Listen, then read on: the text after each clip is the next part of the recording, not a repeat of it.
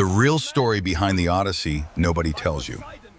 Somewhere off the coast of what is now Western Greece, around 3,200 years ago, a fleet of wooden ships limped through open water. And behind them, over the horizon, a city was still burning. We know this story. It's been told in classrooms, in cartoons, in blockbuster films, for so long that the edges have worn smooth, like a coin passed through too many hands. But strip away the fairy tale varnish, and what's underneath is something else entirely. It's a story shaped by a world that was, quite literally, falling apart. A Mediterranean where kingdoms were collapsing, trade routes were dying, and the rules that had governed civilization for centuries were dissolving into ash. This is the real Odyssey, the world it came from, the man it might have been describing, and the reasons we've spent 3,000 years softening one of the darkest survival stories ever told. Part 1. A hero who never comes home clean. Let's start with the ending everyone skips over in the retellings for children. The old dog that does recognize him dies on the spot, as if even the animals in this story understand that something has gone deeply, permanently wrong. That's not really an adventure story. That's the profile of a man returning from a catastrophe, the only survivor of an event that erased everyone he was responsible for. Homer's Odyssey was composed, or at least first written down in something like the form we have, around the 8th century BCE, but scholars generally agree the events it describes, if they're rooted in anything real, would belong to the late Bronze Age, somewhere around 1200 BCE. That's important because 1200 BCE is one of the most catastrophic centuries in ancient history, a period modern historians simply call the Bronze Age collapse. In the space of a few decades, nearly every major power in the Eastern Mediterranean fell apart. The great trading city of Ugarit on the Syrian coast was burned to the ground so suddenly that its final clay tablets, letters begging for help from ships that never arrived, were still baking in the kiln of the fire that destroyed the city. This is the world Odysseus would have sailed home through. Literacy itself very nearly disappeared in Greece for roughly 300 to 400 years afterward, a period historians sometimes call the Greek Dark Age, precisely because we have so little written evidence from it. Long-distance trade routes that had connected Mycenaean Greece to Egypt, the Levant, and Anatolia broke down. So when the Odyssey describes a man sailing through unfamiliar hostile waters, never quite sure which coastline will greet him with hospitality and which will greet him with spears, that's not necessarily fantasy geography. That may be an accurate emotional memory of what it felt like to travel the Mediterranean in the chaos after a civilizational collapse. A world where you genuinely could not know, pulling into any given bay, whether you'd find trading partners or people who would kill you for your ship's cargo. And that reframes everything about what kind of story this actually is. It's about what happens to a man and to the people under his command when the entire structure of the world they knew has come apart, and the only thing left to rely on is cunning, violence, and the will to survive. Part 2. Leaving Troy was not a victory lap. Before we even get to the 10-year voyage, we need to talk about what these men were leaving behind, because the war itself has been sanitized just as thoroughly as the journey home. The Iliad, Homer's other great epic, ends before Troy actually falls. It stops with the death and funeral of Hector, the Trojan prince. It's a massacre. Ancient accounts describe the city burned to the ground, a purge calculated to eliminate every possible future threat, followed by the systematic looting and enslavement of everyone left standing. Odysseus, according to multiple ancient sources, wasn't a bystander to this brutality. He was one of its chief architects. Long before he meets a single monster, Odysseus is already established as a man who solves problems through cunning and calculated ruthlessness, a man willing to kill a child to protect a strategic advantage. Now put yourself in the sandals of the men who sailed with him. 10 years of combat, disease, deprivation, and the specific psychological toll of siege warfare where the enemy is visible on the walls every single day, but victory never quite arrives. Then, after a decade of that, the war ends not with relief, but with one final orgy of violence, the sack of the city. And immediately afterward, these same men are put back on ships and sent out into open, unpredictable water, with no real rest, no real transition, no real return to normal life. They go straight from atrocity to open sea. Modern military psychology has a great deal to say about what happens to soldiers under those conditions. Some modern classicists and clinicians, including psychiatrists who have specifically studied combat trauma in veterans, have pointed to the Iliad and the Odyssey as some of the earliest surviving literary descriptions of what we would now recognize as combat trauma and its aftermath: hypervigilance, emotional numbness, explosive rage, the inability to trust, the compulsive reenactment of violence. Look at Odysseus through that lens, and his behavior across the Odyssey starts to look less like a series of clever adventures and more like a case study. In several episodes, it's his own choices, his own compulsions, that extend the journey and cost more lives. That's not the profile of a man enjoying an adventure. That's the profile of a man who doesn't know how to stop fighting. Part 3. The monsters were never really monsters. Now let's get into the famous stops on the voyage, because this is where the story gets its reputation as pure fantasy. The Cyclops, the witch, the singing monsters, the six-headed sea creature. What they had was collective memory, passed down as story, warning the next generation of sailors where the real dangers lay. Start with the Lotus Eaters. Odysseus has to physically drag his men back to the ships and chain them to the rowing benches to stop them from staying behind. Strip away the myth, and what you likely have is a real-world encounter with a psychoactive plant. That's what happens to real sailors who encounter a real intoxicant on a foreign shore and have to be forcibly hauled back to their duty by an officer who refuses to lose any more men to comfort and forgetting. Then there's the Cyclops, Polyphemus, probably the single most famous episode in the entire poem. A giant, one-eyed shepherd traps Odysseus and his crew in his cave and starts eating them, two at a time, until Odysseus gets him drunk, blinds his single eye with a sharpened stake, and escapes by hiding his remaining men under the bellies of the giant sheep. There are a few compelling real-world threads running through this story. Several historians and paleontologists, including the researcher Othenio Abel, writing in the early 20th century, have proposed that ancient Greeks discovering these skulls may have interpreted them as the remains of one-eyed giants, feeding directly into Cyclops folklore. Second, and just as importantly, the Cyclops episode reads as a warning about a real and recurring danger for Bronze Age sailors. Landing on unfamiliar shores inhabited by isolated, hostile, pastoral peoples who did not welcome strangers and who had every reason to view foreign sailors as a threat rather than as guests. It's a cultural nightmare about the very real risk every ancient sailor faced. Rowing into a bay controlled by people who see you not as a guest to be honored, but as prey or plunder. Circe, the witch who turns Odysseus's men into pigs, follows a similar pattern.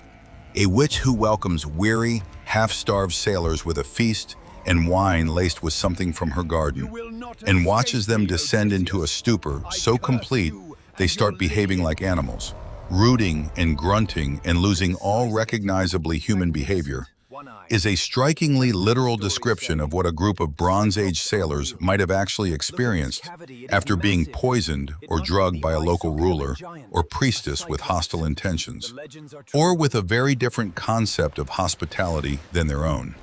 And then there's Scylla and Charybdis, probably the clearest example in the whole epic of real maritime geography being transformed into monster mythology. A modern sailor navigating it without engines, relying entirely on oar and sail, could absolutely find themselves caught in a genuinely lethal whirlpool on one side of the strait, while dangerous rocks and cliffs, the kind that could shipwreck and drown a crew, loomed on the other. Charybdis, the monster who swallows the sea and spits it back out 3 times a day, maps almost perfectly onto a real tidal whirlpool. The entire episode reads like a piece of practical, memorized sailing advice, dressed up as myth so it would survive being passed down for generations of illiterate seafarers. Hug one side too closely, and the rocks and raiders get you. Drift too far the other way, and the whirlpool gets you. So the only real chance of survival is to thread an extremely narrow, extremely dangerous needle and accept that you will lose some of your crew no matter what you do. Even the sirens fit this pattern. Beautiful voices luring sailors to steer straight into the rocks where their ships are destroyed. That is, quite plainly, a myth built to explain and warn against a real hazard. A coastline where the currents, rocks, or acoustic properties of the landscape made it dangerously easy to be lured off course, whether by literal sound, by hidden reefs, or simply by human overconfidence and curiosity, leading captains to sail too close to something beautiful and unfamiliar. What all of this tells us is that the Odyssey likely functioned, for centuries of oral transmission before Homer, as something between an adventure story and a survival manual, a way of encoding real navigational hazards, real hostile territories, and real environmental dangers into memorable, terrifying narrative form, so that the knowledge could survive being passed by word of mouth from one generation of sailors to the next, in a world without written charts. It's also a much darker and more practical function than entertaining bedtime myth. Part 4. The hero was not a good man.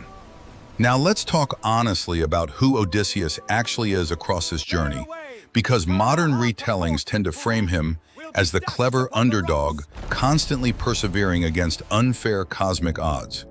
The text itself tells a more complicated, considerably less flattering story. The voyage doesn't even begin with misfortune. It's Odysseus's own crew who eventually convince him to leave. And even then, it's not out of any moral hesitation. Odysseus himself, narrating the episode later, says he wanted to keep raiding, and it's only the greed and slowness of his own men, who stay too long feasting on looted wine and livestock, that gives the surviving Cicones time to gather reinforcements and counterattack, killing a chunk of Odysseus's own crew before the fleet finally escapes. Read that again. Later in the poem, when Odysseus is disguised as a beggar and asked about his life, one of the cover stories he invents for himself is, quite casually, that he made his fortune as a raider, as if that were an ordinary, believable biography for a man of his class, not a confession of villainy. Then there's the matter of his crew's survival rate, which, frankly, is abysmal. And Odysseus's own decisions are directly responsible for a significant portion of the losses. When they escape the Cyclops' cave, Odysseus cannot resist taunting Polyphemus from the departing ship, shouting his real name and hometown back at the blinded giant. A decision driven entirely by pride, by the need to be recognized and remembered as the man clever enough to win, rather than any strategic necessity. That single act of ego-driven recklessness arguably costs Odysseus everything. Later, on the island of the sun god Helios, starving and desperate after weeks adrift, Odysseus's remaining men slaughter and eat the god's sacred cattle against his direct orders. And it's worth noting that Odysseus himself was asleep when it happened, having stepped away from his command at precisely the wrong moment. By the time he washes up half-drowned on the island of the nymph Calypso, he has lost his entire fleet and every single man who sailed under his command. Every man. And while some of these deaths are framed within the poem as divine punishment or as consequences of the crew's own disobedience, it's worth asking honestly, what kind of leader loses every single person under his command and survives alone to tell the story? It simply trusts its audience to hold both truths at once, that he is extraordinarily clever, and that his cleverness, his ego, and his hunger for personal glory get an enormous number of people killed. This is, in other words, a portrait of a Bronze Age warlord, not a modern moral hero. Status in Mycenaean society was built on exactly the combination of traits Odysseus displays throughout the epic. Cunning, the willingness to use violence and deception without hesitation, a relentless drive to accumulate wealth, glory, and reputation, and an almost total lack of sentimentality about the cost paid by the men serving under him. It's the actual, unresolved point of the story. Part 5. The Bloody Return. When Odysseus finally reaches Ithaca, disguised by the goddess Athena as an old, decrepit beggar, he doesn't walk in and announce himself. He spends days as a spy in his own home, gathering information, testing loyalties, watching for betrayal, because Ithaca, in his absence, has become something close to a war zone of its own. Here's the situation he finds. They are, effectively, an occupying force of minor nobles and their followers, camped out indefinitely, eating through his herds, drinking his wine, harassing his servants, and openly courting his wife Penelope in the assumption that Odysseus is dead and someone needs to claim both the widow and the kingdom that comes with her. His son Telemachus, barely into adulthood, is powerless to stop them and is even the target of a plot by some of the suitors to have him quietly murdered before he can grow into a threat. Penelope, meanwhile, has been playing an extraordinarily dangerous long game for the better part of 2 decades, and her cleverness deserves far more attention than it usually gets in popular retellings, because it's easily a match for her husband's. This is a ruler, functionally holding a kingdom together through sheer strategic patience, delay, and misdirection, while surrounded by men who could kill her son and seize everything at any moment if they concluded she was truly finished stalling. When Odysseus finally reveals himself, it isn't with a joyful embrace. He lingers on it, describing bodies stacked like fish hauled onto a beach, floors slick with blood, men begging for mercy and receiving none. And it doesn't stop there. The father of one of the dead suitors then rallies an armed mob of grieving relatives to march on Odysseus's household for revenge. And the poem only avoids spiraling into a full-blown Ithacan civil war because the goddess Athena physically intervenes to force an artificial peace. Read plainly, without the golden filter of epic homecoming, this is the story of a returning war veteran who walks back into his own home, deceives everyone around him for days while gathering intelligence, and then, in a single coordinated and premeditated act, commits one of the largest domestic massacres in Greek literature, followed immediately by a mass execution of household staff, followed by the very real threat of a local uprising that has to be stopped by divine force because the human political situation is genuinely on the edge of collapsing into open warfare. That's a political thriller with a body count that would make a modern crime drama pause. Part 6. Digging up the real world behind the myth. So how much of any of this is rooted in real history, and how much is pure invention? Archaeology gives us a genuinely fascinating, if incomplete, answer. Mycenaean Greece was very real. The famous Mask of Agamemnon, a gold funerary mask Schliemann uncovered at Mycenae, actually predates the traditional dating of the Trojan War by several centuries, meaning it almost certainly wasn't Agamemnon's mask at all. But its existence confirms that Mycenae really was a fabulously wealthy center of power in the late Bronze Age, exactly the kind of place capable of raising the fleets and armies described in Homer's poems. Further excavations at sites like Pylos, home of the Homeric character Nestor, uncovered an enormous Mycenaean palace complex, along with hundreds of clay tablets written in an early Greek script called Linear B. They confirm that Mycenaean society really was organized around large, centralized palace bureaucracies, exactly as the world of the Odyssey implies, with kings, or wanaktes, presiding over complex economies dependent on agriculture, craft production, and long-distance trade. As for the location of Ithaca itself, that's a genuinely live archaeological controversy. This mismatch has led some researchers, including geologist John Underhill, working alongside classicist and businessman Robert Biddlestone in the early 2000s, to propose that a peninsula on the neighboring island of Kefalonia, called Paliki, might once have been a separate island in antiquity, later joined to Kefalonia by geological changes such as landslides or earthquake-driven land uplift over the following 3,000 years, meaning the real Ithaca might be hiding, quite literally, fused into a different island's geography today. The theory remains debated and unproven, but it's a striking example of how seriously modern researchers take the possibility that Homer's geography, however poeticized, was originally rooted in real, navigable coastline known firsthand by real sailors. Meanwhile, excavations across the Ionian Islands in mainland Greece have uncovered genuine Mycenaean-era settlements, tombs, and artifacts dating to the period the Trojan War would supposedly have occurred, confirming that this region really was inhabited, really was connected to the wider Mycenaean trading world, and really was thrown into the same pattern of destruction and abandonment that struck the rest of Greece during the Bronze Age collapse around 1200 BCE. And that collapse is really the missing piece that explains why the world of the Odyssey feels so unstable, so dangerous, so unpredictable compared to the more confident, structured world of the Iliad. Later Greek generations who preserved and eventually wrote down these stories were, in a very real sense, remembering, however dimly, however transformed by centuries of oral retelling, the terrifying transition from the structured, wealthy world of Mycenaean palace civilization into the chaotic uncertainty of its collapse.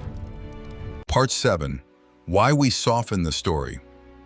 So if the real Odyssey is this dark, a traumatized war veteran, a pirate raid, a body count in the dozens among his own crew, a bloodbath of a homecoming, why do we tell it to children as a light-hearted adventure story about a clever guy and a friendly-looking giant? Part of the answer is simply the passage of time and the layering of retelling upon retelling. A Victorian-era textbook, writing for school children in the context of the British Empire, had every incentive to emphasize the clever hero overcoming obstacles narrative and quietly minimize the pirate raids, the mass hangings, and the graphic slaughter in the Great Hall.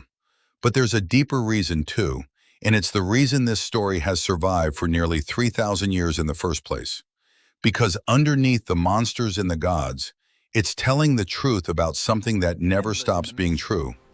And the people left waiting at home, like Penelope, are fighting their own long, quiet, dangerous war of patience and strategy that gets far less credit than it deserves. The Greeks who first told this story around a fire, or the illiterate sailors who passed its navigational warnings down for generations before it was ever written on a page, weren't telling a bedtime story.